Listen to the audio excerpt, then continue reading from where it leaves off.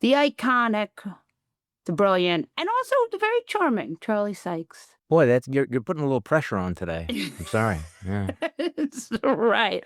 Well, now we're gonna talk about the Nazi group chats. Not one, Nazi. but two Nazi group chats. If you didn't know better, it's almost like it's a pattern, isn't it? I mean, why does this keep happening to this nice bunch of guys? But it is awfully interesting. Okay, let's leave the YRs aside for the moment. There's Paul Ingrassia, who's the nominee to run the office of special counsel. I mean, it's a big deal job. Yeah. And you know what? It's not actually shocking, if you know anything about Paul Ingrassia, that he writes stuff like this. The fact that it hasn't been disqualifying yet, that's what speaks volumes. I mean, this is the key thing. Guys go around, I love Hitler, I'm kind of a Nazi. And it's like they are still in good standing in MAGA. And I don't know, what do you think, Molly? What are the odds? J.D. Vance going to come out and say, oh, come on, we got to stop this pearl clutching? Tell us more about Paul Ingrassia, because I don't know who he is. So it sounds like you have some experience with him. I'm just actually curious. Yeah, well, I don't have the notes in front of me, but I will say that he's one of those guys, on the far edges of the fever swamps, who's been a troll for some time. As the extremes have become the mainstream, he's sort of been dragged along with the tide. And can I just, like, this almost feels like a digression, because before we started taping this, I'm looking at Barry Weiss's The Free Press. I was actually going to ask you about Barry Weiss, so go on. Yes. Well, and they had this piece. They're kind of now getting concerned about it. It kind of seems like something's happening on the right, that they seem to be, being overrun by all these extremists, these conspiracy theories, and these nut jobs. And it's like, how long has this been going on? Really? And when you have the Nick Fuenteses, who's basically a neo-Nazi except for the neo part, sort of pounding on the door going, okay, I'm next up, And so some of us have been saying, you are perhaps identifying a pattern that has been right in front of your face for the last 10 years. And this, I think, is ultimately going to be Barry Weiss's problem. And it's a problem that a lot of Republicans have found themselves on, which is there's not a wide lane in that party for socially liberal and, right, like, you're gay, you're Zionist. Okay, a lot of conservatives are Zionists, that Venn diagram. But then the Nazi stuff, that kind of knocks you out of the contention there. You would think so. We'll have to check back in about a month or so to, find out what's acceptable and what's not. I mean, I think the extraordinary thing about last week with the, Hitler standing young Republicans was that the Vice President of the United States felt the need to step forward to minimize and defend them. Now, again, if they were just sort of washed out, everybody said, okay, yeah, definitely that's a red line. Yeah, that's disqualifying, fine, let's move on. Embarrassing. But it is interesting that J.D. Vance had to come out and signal to them, I got your back, because most of the world sees that as an incredible outrage. J.D. Vance, and this is the key, this is why there's a little substance here, he thinks those are his constituents. Not necessarily the people on the chat, but the people who are adjacent to the chat. And so all the rhetoric about pearl clutching and, kids will be kids. They weren't kids. Some of them were 40. Again, J.D. Vance does not want to be outflanked on the right. So everybody is like, everybody knows Paul Ingrassia is a complete nut. I mean, they all know that.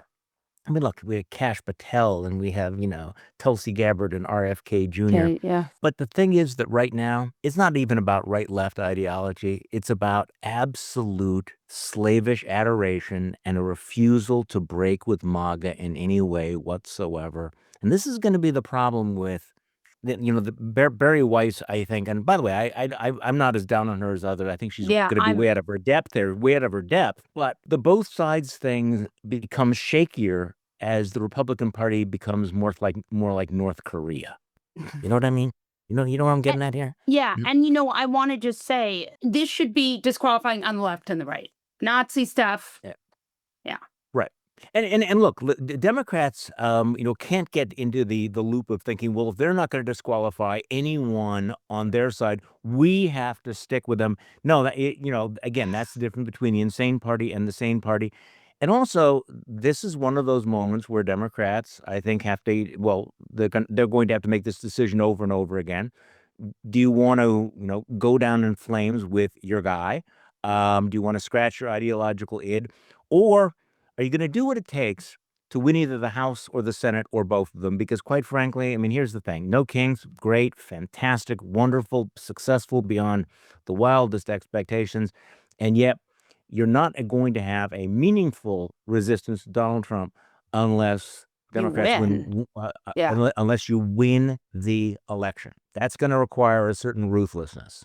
Yeah, I didn't mean to step on your punchline No, there because it is no. important and you got to win those elections and you also got to run in this redistricting arms race. The Supreme Court has this opportunity to shut down this redistricting arms race, to say like no Yes. redistricting. Maybe they get to even, maybe they throw out the Voting Rights Act and they Republicans get 20 seats. Either way, the founding fathers did not, this was not the plan. Like clearly there was no textualist interpretation where like the president wanted them to just cut a, like talk us through how insane this is. Well, I mean, it is insane and it is dangerous and it will make absolutely everything worse. It will become very, very difficult to unwind.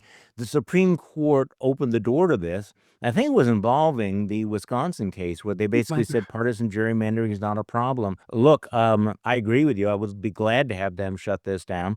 I think that in fact, though, they will show deference to the states. Look, you want to talk about originalism in the Constitution? And again, Yes. I'm going off on a little bit Always. of a tangent here. The originalist interpretation of both the Constitution and the Declaration of Independence is no kings, right? It is the entire point Technically. of the original text of the Constitution was to divide power so that you would not have an emperor who would be able to dictate to the country. That's why you create three branches of government, why you create checks and balances, why you have a Bill of Rights, why you enumerate the powers the government has and it doesn't have. So you're looking at all this stuff that's going on right here. And no, I think, Molly, I think it's safe to say that this is not what the founders originally said. So the Supreme Court justices who say our job is to revive the original intent of the Constitution, look out of your fucking windows. Do you Right, honestly think exactly. is this what? I mean, and I hope we talk about Donald Trump being, the first president to actually begin to destroy the White House at some point, because again, the founding fathers that kind of probably remembered when the British burned down everything probably had a different attitude toward the vandalization of the White House that's going on right now. But I'm sorry. Now I'm wandering. Now I'm just I venting. wonder if you could talk about the White House, those pictures of the White House ballroom, because I actually think there are a couple of things this administration is doing that are like, I mean, small relative to some of the other stuff they're doing, but I actually think are really going to hurt them in profound ways. And I believe that what Donald Trump is doing to the East Wing right now, those pictures that I saw, people are, I think, deeply affected by them. And I don't think that this administration has like completely priced in how traumatic those pictures are. I hope you're right about this, because you could certainly imagine, on Earth 1.0, somebody saying to the president, at a time when the government is shut down, when people are faced with massive increases in their healthcare prices, and inflation is resurging, the optics of tearing down the White House to install a $250 million gold festooned ballroom paid by your billionaire oligarch friends, that just wouldn't look right. It No. kind of cuts against your populist grain. And so the critics, the Democrats have an opportunity to connect some dots here. Yeah. That and by the way, as I wrote in my newsletter, sometimes the symbolism is Substack just too newsletter obvious. called, Yeah. wait, just And plug the to the Substack. contrary, To the I contrary. actually I actually led with this, and I said, sometimes the symbolism is just too on the nose. It's too obvious. Here's Donald Trump vandalizing the White House. So I think people ought to be offended at the arrogance it shows, but also how out of touch the people's president really is Yeah. when you're talking Yeah. about this gaudy ballroom that he's doing this. They can No, fit so I agree with you. 999 people, not 1,000. Go on. Yeah. So, I mean, I hope that they make that case. I mean, I don't want to be the 10 millionth person to comment on, the Democrats' messaging issues, but I think that you can connect some dots to this overriding thing that, you know what? Donald Trump is really not on your side. Donald Trump really doesn't give a shit about you. Donald Trump will shit on you, but he really doesn't give a shit about the problems you have. And because who is he for? He's for himself and his age of graft, Gilded Age graft friends creating this Gilded Age obscenity in the White House. I wonder if you could talk about the House of Representatives. Mike Johnson has sent them home. There's a calendar. I'm sure you've seen this graphic Yeah, of a I calendar. have. Yeah, they've worked Yeah. like an hour. I mean, basically, talk us through Yeah. what you think about that. Well, it is interesting. I mean, here you have Mike Johnson, who's got plenty of time to, provide commentary about the No Kings rally, which you call the Hate America rally, and Yeah. then he's actually defending the, Trump's AI thing, where he, takes a dump on He on the loves protest. Well, satire. Donald Trump yeah, loves yeah. satire. Yeah. And yeah, Mike Johnson really is a student of satire. It's the kind of thing you would find in Deuteronomy, right, or the Old Testament, that kind of thing. Right, But exactly. the larger point is that everything that's happening is happening. Again, going back to the founders. The founders thought that the Congress was the most powerful branch of government. Under Mike Johnson, the Congress is gone. They're not just Right. potted plants; they are elsewhere. Yeah.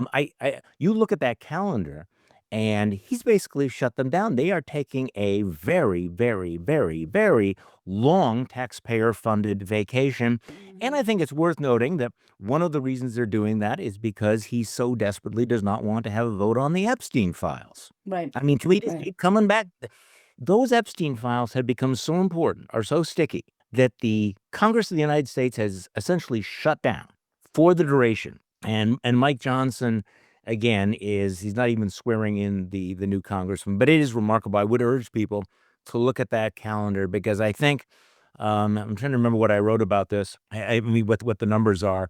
I think they've been in session 16 days over the last 20 days over the last 16 weeks, or something like that. Something absurd like that. And they're being paid and they have staffs and they have the best healthcare in the world, which is kind of amazing. So usually in a shutdown, what happens is that you keep the branches in, even if they're not doing anything because they're negotiating because it looks better. You think Mike Johnson is making a mistake here? I don't think Mike Johnson has any power. I mean, well, look, Right. yes, I mean, yes, there's cascading mistakes, but I mean, the fundamental thing is that, and this is the sign of our times, is that he's got a very, very narrow House majority. He doesn't necessarily have complete control, and his entire function is to do what Donald Trump tells him to do.